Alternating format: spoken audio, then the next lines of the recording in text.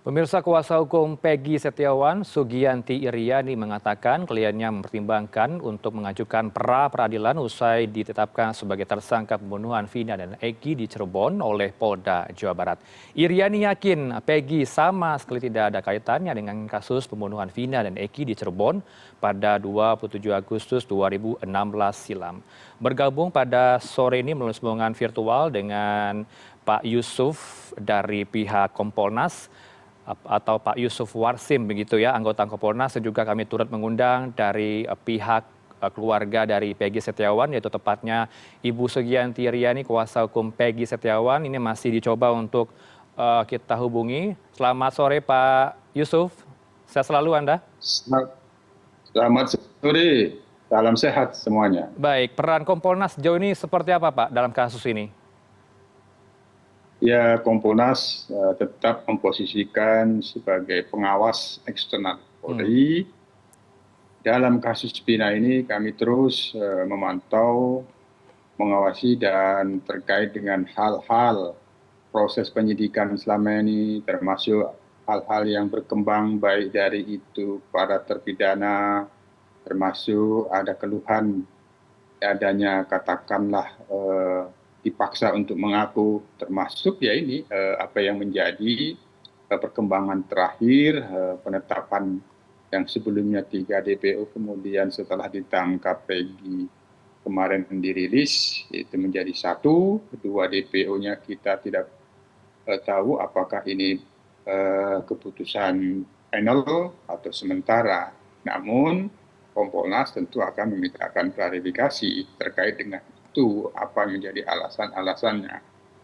Kita tetap mendorong agar apapun yang dilakukan oleh penyidik di dalam menuntaskan kasus pembunuhan Vina dan Eki dengan pelaku lain yang belum divonis di pengadilan itu benar-benar tuntas secara profesional dan transparan. Kami juga mengapresiasi bahwa penyidik kemarin telah merilis Peggy yang ditangkap itu dilihatkan kepada publik. Ini tentu kita apresiasi. Artinya di sini ada wujud transparansi, bahkan juga bagian dari responsif. Karena kan kemarin ada sebagian kalangan masyarakat, bahkan ya mayoritas menghendaki segera dong dirilis apa yang dimaksud Peggy. Nah, kemarin sudah dirilis, ini tentu kita apresiasi. Walaupun ada catatan, kami juga bertanya-tanya kok ini 3 DPO menjadi 1. Apa alasannya? Tentu secara detail dan rinci kami sebagai pengawas akan mendapatkan klarifikasi dari pihak Polda Jabar, dari pihak penyidik, apa yang menjadi bukti-bukti untuk menyimpulkan 2 DPO itu dihapus atau tidak ada, hanya terakhir yaitu Peggy. Apa? Nah, ini akan menjadi catatan kami, permintaan klarifikasi atas perkembangan terakhir. Iya, kita tunggu klarifikasi Kompolnas kepada kepolisian, Pak Yusuf. Pak Yusuf, kalau Kompolnas juga menyorot soal lemahnya penyelidikan kasus ini sejak tahun 2016 silam, Anda dan juga pihak Kompolnas tentu menyadari prosedur yang dilakukan kepolisian masih belum sesuai, begitu ya? Ya, sekali lagi, tindak pidana pembunuhannya sendiri telah memiliki putusan pengadilan yang telah berkekuatan tetap. Itu tetap harus kita pedomani sepanjang tidak ada upaya hukum lain untuk mengoreksi putusan itu. Hanya apa yang menjadi perhatian masyarakat, perhatian publik, apalagi adanya keluhan-keluhan dari terpidana yang bebas itu, kami tentu telah memberikan catatan-catatan bahwa memang proses penyidikan yang lalu itu ada beberapa kelemahan-kelemahan. Yang paling terlihat sekali kan ini kan ceritanya dugaan pembunuhan dan pemerkosaan, tapi kan yang divonis di pengadilan itu kan pembunuhan. Nah, itu kita baca di putusan pengadilannya. Di mana pemerkosaannya? Ada barang bukti, maaf, ada sperma di tubuh korban. Ini tidak ada di dalam fakta persidangan terkait dengan pembukti dukungan kamera CCTV, apakah ini tidak terlihat dilakukan analisis digital forensik untuk bisa mendukung pembuktian, ini juga bisa tidak terlihat. Nah, yang ketiga termasuk terkait dengan saksi. Ada disebut Dede dan EF yang itu memberikan petunjuk awal terkait dengan 8 orang dan pelaku yang lain belum ditangkap, diduga pelaku lain yang belum ditangkap pada waktu itu kan bermula dari keterangan Dede dan EF yang melihat ada orang membawa bermotor terus dikejar atau apa. Namun di dalam fakta persidangan Dede dan EF itu tidak ada pembuktian di dalam fakta persidangan. Ini kan tentu menjadi catatan kita. Waktu itu memang tidak ditemukan Dede dan EF itu. Ini menjadi catatan kita dan kita lihat ini menjadi catatan kelemahan. Maka ini yang akan kita mintakan prosesnya selama ini seperti apa. Termasuk adanya pencabutan BAP dan pelimpahan penyidikan di Polda Jawa Barat itu apakah memang benar-benar atas permintaan kuasa hukumnya, karena kuasa hukumnya pada waktu itu baru mendampingi pada saat di Polda Jabar, dan bagaimana ketika penyidikan dilakukan di Polresta Cirebon, sementara kalau itu tuduhannya pembunuhan, kan itu pidananya di atas 5 tahun, tentu berhak didampingi oleh kuasa hukum. Apakah sudah berjalan dengan baik pada waktu itu hak tersangka? Ini tentu bagian dari hal-hal yang kita mintakan klarifikasi secara komprehensif. Hanya sementara kami bisa melihat bahwa ini catatan-catatan kelemahan dalam proses penyidikan selama ini. Baik, kemudian 2 nama yang dihapus, Dani dan Andi, dari 2 DPO yang masih dicari ini oleh kepolisian dihapus ternyata tiba-tiba. Ini akan Anda jawab nanti usai jeda berikut, Pak Yusuf. Nanti kami juga akan coba dengan kuasa hukum Peggy Setiawan usai jeda berikut. Tetap bersama kami, pemirsa, tetaplah di CNN Indonesia Newsroom. Anda kembali bersama kami di CNN Indonesia Newsroom. Kami lanjutkan dialog terkait dengan perkembangan kasus Vina Cirebon. Pemirsa, kami tersambung dengan narasumber tadi dengan Pak anggota Kompolnas ya, Pak Yusuf Warsim. Dan akhirnya tersambung dengan Ibu Kuasa Hukum dari Peggy Setiawan, Ibu Sugianti Riani. Bu Yanti, apa kabar Anda? Sehat selalu? Baik, alhamdulillah sehat. Ya, ini kuasa hukum mengajukan pra-peradilan, bisa dijelaskan alasannya, Bu Yanti? Kami belum hanya mempersiapkan untuk melakukan upaya hukum karena ada beberapa kejanggalan yang kami rasakan dari mulai saat tahun 2016 di saat kejadian pembunuhan Vina dan Eki, bahwa Peggy itu tidak berada di lokasi atau berada di TKP karena dia sedang berada di Bandung, sedang bekerja sebagai buruh bangunan. Kedua itu adalah penetapan DPO itu dilakukan tanpa adanya pemanggilan. Mungkin kan secara hukum pidana itu bahwa penetapan DPO itu harus dilakukan oleh 3 kali pemanggilan. Jika Peggy tidak kooperatif, tidak hadir dalam pemanggilan itu, baru ditetapkan sebagai DPO. Kemudian DPO pun baru muncul ciri-cirinya itu pada saat perkara ini booming karena ada filmnya Vina. Dan Peggy itu tidak sesuai dengan apa yang tertera dalam ciri-ciri DPO, karena dalam DPO itu tidak ada sketsa muka, wajah muka, karena dalam DPO itu disebutkan bahwa awalnya itu kan tahun 2016 itu bukan Peggy tapi Egy yang selalu disebut-sebut tuh Egy yang tinggal di Banjarwangunan Mundu dengan usia saat ini mungkin 31 tahun karena saat kejadian itu 23 tahun, sedangkan Peggy Setiawan itu saat ini berumur 27 tahun dan tinggal bukan di desa Wangunan gitu. Mungkin ada kejanggalan-kejanggalan itu, maka kami akan melakukan pra-peradilan karena kami menganggap ada penangkapan terhadap klien kami tidak sah. Tidak sah. Kemudian kalau saya ulas, Bu, nama asli dari klien Anda ini adalah Robi Irawan begitu ya? Bukan Peggy Setiawan. Ini bisa Anda gambarkan? Bukan. Nama aslinya Peggy Setiawan sesuai dengan KTP, sesuai dengan ijazah, sesuai dengan kartu keluarga, sesuai dengan data-data yang memang diambil oleh pihak kepolisian sebagai barang bukti. Ini statement dari kepolisian, Bu Yanti, bahwa klien Anda ini berganti nama, kemudian berpindah dari Cirebon menuju ke Ketapang. Apakah ini Anda juga sudah ketahui berganti nama menjadi Robi Irawan, kemudian berpindah ke Ketapang? Mungkin itu salah paham karena Robi Irawan itu adalah adik dari Peggy Setiawan. Peggy Setiawan mempunyai adik yang bernama Robi Irawan, dan memang kebetulan mereka pun selalu bekerja bersama-sama di Bandung untuk sebagai buruh bangunan. Tapi Peggy waktu melarikan diri, apakah benar ini melarikan diri bersama dengan pamannya atau ayah kandung, Bu, di Bandung tadi Anda katakan?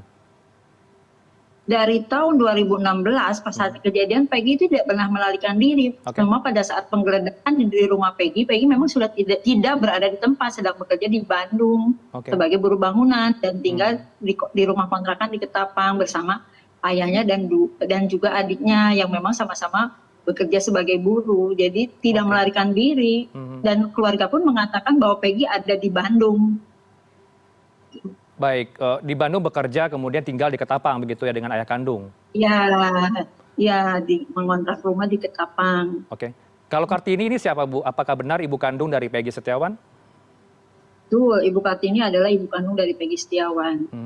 Dan dia juga menjelaskan pada saat terjadi penggeledahan di rumah Peggy pada tahun 2016 dinyatakan bahwa Peggy itu Bu Kartini mengatakan kepada pihak kepolisian Peggy tidak ada di tempat. Kenapa rumah saya digeledah? Peggy itu sedang bekerja di Bandung, tidak melarikan diri. Kalau memang polisi saat itu meneruskan penyelidikan terhadap Peggy, mungkin akan dilakukan sesuai dengan prosedur, yaitu melakukan pemanggilan. Dan Peggy pun kalau ada pemanggilan dari pihak kepolisian mungkin akan hadir. Tapi ada tekanan tidak terhadap klien Anda, Bu, dengan kasus ini sebenarnya? Kalau tekanan tidak, karena memang saat 2016 setelah terjadi penggeledahan dan diambil motor milik Peggy, kemudian tidak ada lagi kejadian apapun dari pihak kepolisian, dan Peggy juga sering setelah pekerjaan selesai, misalnya 3 bulan selesai di Bandung, pulang ke Cirebon dan tidak ada masalah apa-apa. Tiba-tiba saat ini pas saat film Pina booming kembali dengan filmnya Pina, ada penetapan DPO. Baik, ini saya kutip juga dari statement kepolisian dari Polda Jabar, Bu Yanti, bahwa kenapa klien Anda ini ditetapkan sebagai tersangka, karena ini dari statement dari para tersangka yang sudah divonis, mereka mengakui ada DPO berikutnya adalah Peggy Setiawan, klien Anda. Anda menanggapinya hal ini seperti apa? Pada saat ditetapkan dalam DPO di putusan pengadilan itu kan ada 3, tapi pada saat DPO itu tidak dilakukan pencarian. Kita pun tidak tahu karena tidak ada prosedur pemanggilan apapun terhadap diri Peggy. Jadi kita tidak dapat pemberitahuan, tidak mengetahui bahwa Peggy dinyatakan DPO. Sekarang DPO-nya berubah lagi menjadi 2, menjadi 2-nya dihilangkan menjadi 1. Jadi kita pun bingung pada saat putusan pengadilan dinyatakan DPO ada 3, tapi tidak disebutkan siapa-siapanya oleh pihak kepolisian. Baik, saya mau ke Pak Yusuf. Pak Yusuf, kalau kita simak pernyataan dari Polda Jabar, mereka mengedepankan dari metode ilmiah dalam mengungkap kasus ini. Anda merespon statement yang diberikan oleh kuasa hukum Peggy Setiawan seperti apa? Ada beberapa prosedur yang dilanggar dalam menetapkan DPO, Pak Yusuf. Ya, Kompolnas kan sebagai pengawas ya tentu kewenangan Kompolnas itu kan menerima saran dan keluhan masyarakat. Apa yang disampaikan oleh kuasa hukum Peggy dan beberapa waktu lalu juga di tempat lain kami mendengarkan dari kuasa hukum lain dari kuasa hukum Peggy juga hal yang sama. Tentu ini kami menampungnya sebagai keluhan yang ini akan kami menjadi catatan kami untuk proses permintaan klarifikasi. Ini kan terkait dengan prosedur dan SOP penyidikan, apakah sudah sesuai dengan Perkap tentang penyidikan tindak pidana atau tidak. Nah, termasuk dalam SOP penangkapan. Nah, penangkapan tentu bagaimanapun dilakukan oleh penyidik itu pasti telah memiliki bukti awal untuk dilakukan penangkapan. Oleh karena itu, apabila ada rencana atau mempertimbangkan upaya hukum pra peradilan, itu akan menjadi lebih bagus. Aspek formil apa yang dilakukan di dalam penanganan kasus ini itu akan diuji, termasuk apakah penangkapannya itu sah atau tidak, termasuk apakah penetapan tersangkanya sah atau tidak. Penetapan tersangka sendiri tentu minimal berdasarkan 2 alat bukti. Nah, alat bukti seperti apa itu kalau diajukan pra peradilan akan diuji. Nah, apakah penangkapannya juga itu sudah sah atau tidak. Ketika menjadi DPO tidak ada permintaan pemanggilan ke kediaman, ya, tentu ini perlu mendapatkan penjelasan. Nah, kami sendiri tentu telah mengumpulkan data-data dan informasi yang sementara sifatnya, karena resminya belum kita peroleh secara komprehensif. Nah, proses pencarian terhadap pelaku lain yang diawali pada saat penetapan 3 DPO itu, dugaan kami pasti merujuk pada fakta persidangan, putusan pengadilan yang memang itu menyebutnya. Nah, dalam proses kemarin ini, apakah penyidik hanya melakukan pemantauan, termasuk kemarin ketika sempat memeriksa di kediaman rumah orang tua Peggy, apakah ada surat terkait dengan itu, sempat terlihat di kamera TV pada waktu itu kan sempat ditunjukkan suratnya, termasuk surat yang tidak valid lagi. Nah, ini menjadi materi catatan-catatan kami dalam proses mekanisme permintaan klarifikasi di Polda Jabar. Tentu kita hanya menduga-duga saja sementara ini. Bagaimana realnya kami akan melihatnya pada saat mudah-mudahan besok kami bisa bertemu dengan Polda Jabar sesuai dengan rencana. Kalau dari pernyataan Bu Yanti tadi, Anda sudah melihat belum buktinya sudah cukup mengajukan pra peradilan dan seberapa besar peluangnya akan diterima di pengadilan?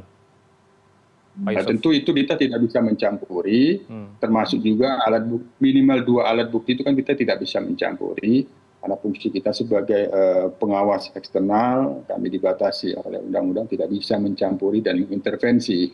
Oleh karena itu, apa yang akan dilakukan apabila memang ada upaya peradilan, tentu itu menjadi hak tersangka ketika ditetapkan sebagai tersangka, termasuk hak orang yang ditangkap.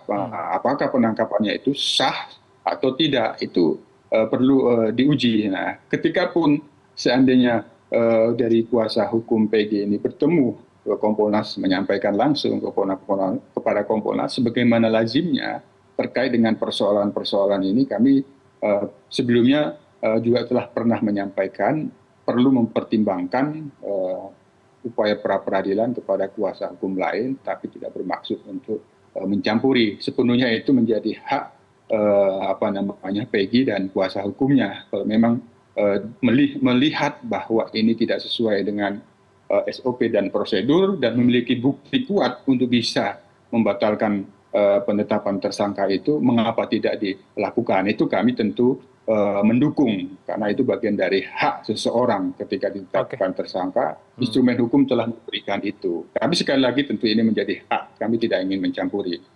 Baik, silakan direspon Bu Yanti. Anda diminta untuk melengkapi bukti-bukti valid, bukti-bukti yang kuat. Apa yang dirasa masih kurang hingga kini untuk pra peradilan?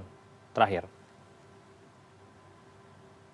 Ya, kami sudah menyiapkan bukti-bukti untuk mempersiapkan upaya hukum yang akan kami tempuh untuk membebaskan ini. Mungkin kami sedang mengumpulkan beberapa bukti dan juga saksi-saksi yang bisa menguatkan. Kemudian kami juga akan menguji apakah penangkapan terhadap Peggy Setiawan ini sah atau tidak bersama tim kuasa hukum yang lain. Kami sedang berperkara dan kami pun kalau sudah siap mungkin kami akan beritahu kapan pengajuan pra peradilan nanti diajukan ke Polda. Saksinya siapa, Bu, yang Anda siapkan nanti? Ya mungkin nanti kita lihat di sidang pra peradilan saja. Baik, kita tunggu nanti perkembangannya pra peradilan yang diajukan oleh Anda kuasa hukum dari Peggy Setiawan. Terima kasih untuk dialog pada sore ini dengan kami di Newsroom, Pak Yusuf Warsim, anggota Kompolnas, dan juga Ibu Sugianti Riani, kuasa hukum Peggy Setiawan. Selamat sore Bapak Ibu, Assalamualaikum. Selamat sore, terima kasih Ibu Sugianti, terima kasih.